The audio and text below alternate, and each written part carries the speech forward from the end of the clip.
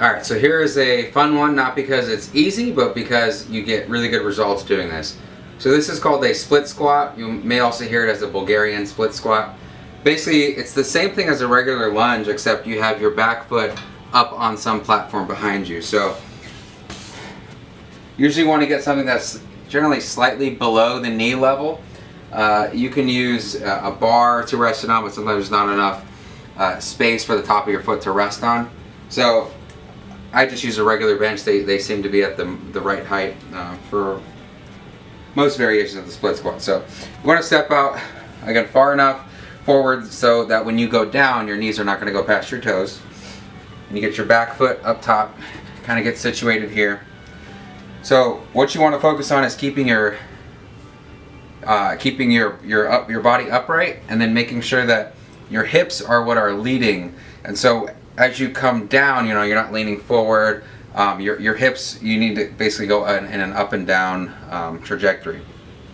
So as you come down, you're going to feel a nice stretch here on the quad that's got the foot rested up on top of the bench, and then you're going to feel a good stretch in the hamstring as you come down on the leg that's planted flat on the ground. So as we come down, get down about as low as we can without touching the floor, and then come back up. And then as you come up, you want to really try to drive the hips up and a little bit forward at the top, and do that all with the near vertical spine. So sometimes, you know, if this gets too easy, you can hold some weight just right in front of you, just like this. So you may have seen people do this in the gym, or you can also hold weights on either side as you go up and down. Really make sure you get that nice squeeze at the top. So that is a split squat. They are pretty brutal. There's some other variations that we'll sometimes do, especially if you're working on building some of the athleticism or explosiveness, and that involves actually jumping with the foot that's planted as you come to the bottom. So you can do this with weights in your hand, without weights in your hand, but it can get very challenging very quickly depending on, you know, what your goals are. So basically what that means is, as I come down here, I'm driving up so quickly that I'm going to pick up this foot off the ground, and you can either pick it up just a little bit just to get it off the ground, which is probably where most people would want to start if they're trying to progress to this. But then beyond that is actually not just picking the foot up, but bringing the knee up as high as you can as well. So just demonstrate that here, what that might look like.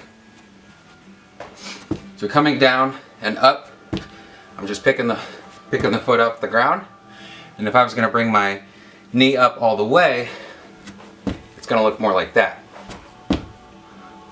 So natural progression, if you can do that with just your body weight to get started, you can progress to jumping, getting the foot off the ground, and then you can eventually bring that knee all the way up.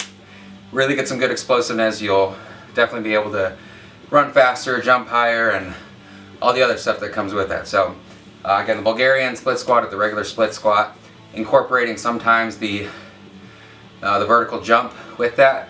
With or without weights, you can get a whole lot done, and you don't even need to go to the gym. You don't need to have a squat rack.